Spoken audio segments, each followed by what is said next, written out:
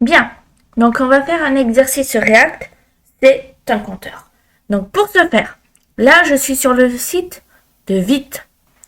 Alors, première étape, c'est installer NPM. Donc, d'abord, vous installez NPM. Donc, c'est-à-dire vous allez sur Node pour avoir accès à NPM. Et ensuite, vous copiez. Vous allez là où vous voulez créer votre projet. Vous ouvrez un terminal. Et là, CTRL HV. Enfin, clic droit. Donc, ça, c'est une erreur courante. Donc, j'ouvre notre terminal à côté.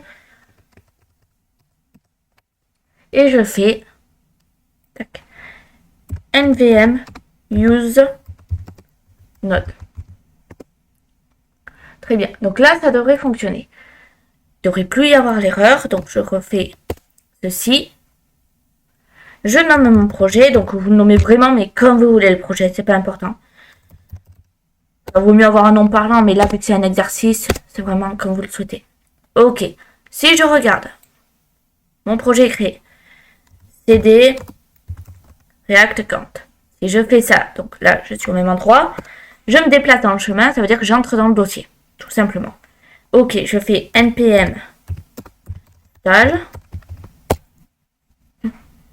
Et là, on peut voir qu'en fait, bon, là, ça se voit pas tout de suite, mais ça va me créer un dossier node module, tout simplement. Ok, super. Donc, j'explique rapidement le but de l'exercice. Donc, ça va être un compteur, c'est-à-dire qu'il va y avoir 1, 2, 3, 4, 5, 6. 6, 5, 4, 3, 2, 1. Ça ne descendra pas en dessous de 0. Et il y aura un truc pour remettre à 0. Donc, je fais code espace point -r. Alors, il reste une dernière ligne de commande, mais je vais la faire ici. Donc, nouveau terminal. Ici. Et je fais npm run dev. Donc, ça, parfait.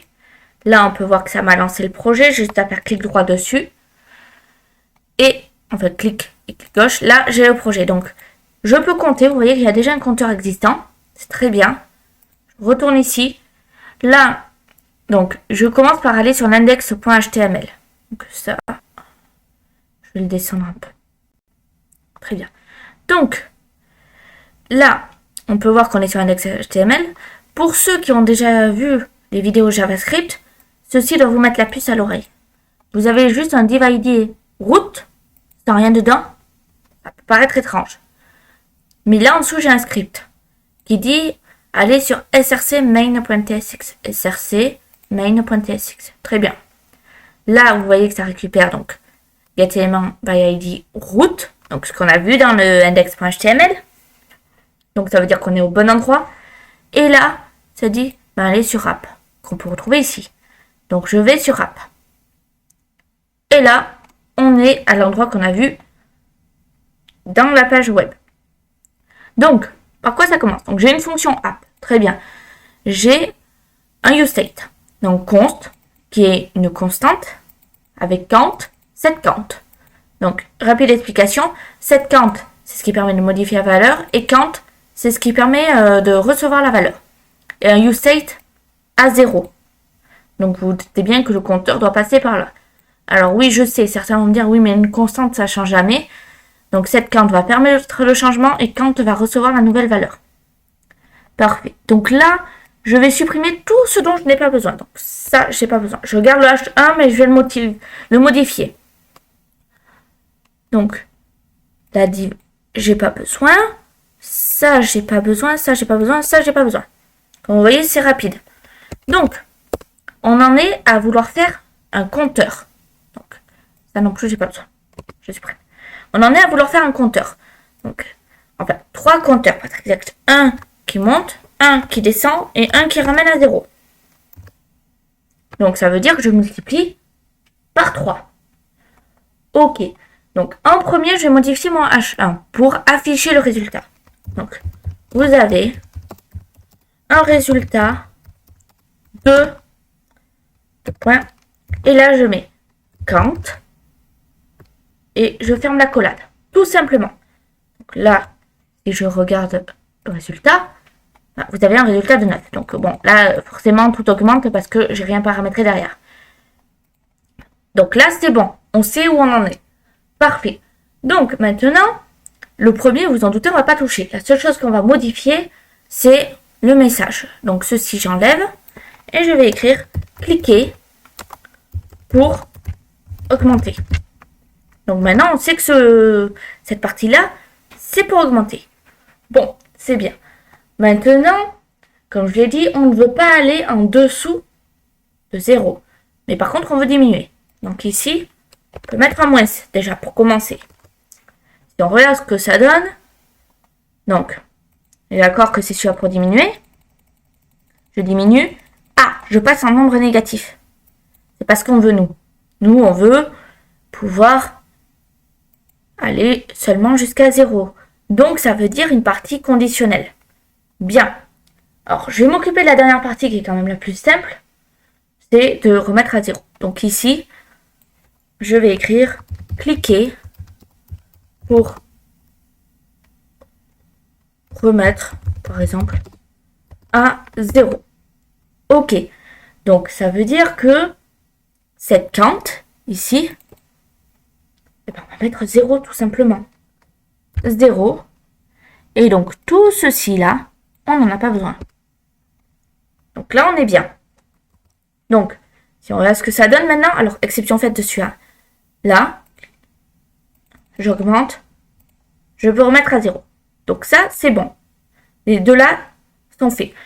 Donc, comme je l'ai dit, celui-là, ça va pas parce qu'on peut aller en nombre négatif. Nous, ce qu'on veut, c'est rester en positif. Donc, pour ce faire, donc, on va commencer par décortiquer. Ici, donc, on va pas mettre tout de suite notre set count. Ça, je vais le passer à la ligne volontairement. Donc, on va commencer par poser nos conditions.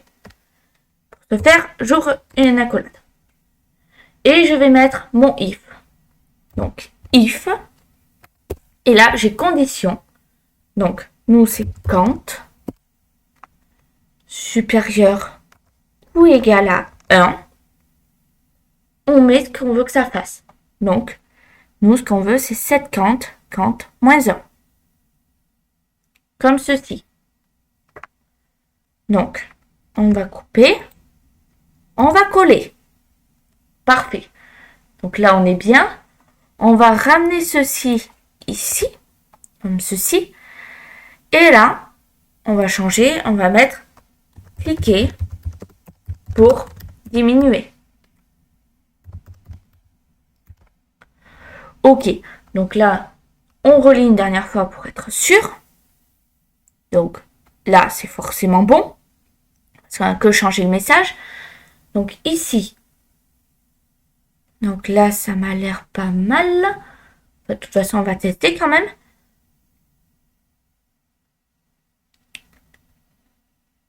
Très bien. Et là, ça m'a l'air bon. Donc, on teste. Je retourne sur le navigateur. Je clique pour augmenter. Bon, ça fonctionne. Je clique pour diminuer. Attention, on vérifie qu'on ne va pas en dessous. Comme on peut le voir, là, je suis au maximum. Ici, je ne peux pas aller en dessous. Donc là, j'augmente. Et cliquer pour mettre à 0. Donc, comme on peut le voir, ça fonctionne. Je ne peux pas aller en dessous de 0. Et je peux remettre à 0. Très bien. Donc, c'était tout pour cet exercice. Comme vous pouvez le voir, c'était assez simple. Il suffisait juste d'utiliser les conditions. Donc, pour ceux qui veulent voir les conditions, c'est ce site. Donc, c'est le site de React en soi. Et vous pouvez chercher comment faire une condition. Donc, par exemple, if. Et là, ça vous dit comment faire. Par exemple, il y a plein d'exemples en soi. Il suffit juste de trouver celui qui vous parle le plus. Là, par exemple, vous avez un exemple avec des boutons. Donc, je vous invite à regarder. Donc, je vous remontre les résultats. Si j'augmente, je diminue, je remets à 0. Et voici le code. Je m'arrête là et on se retrouve pour une autre vidéo React plus tard.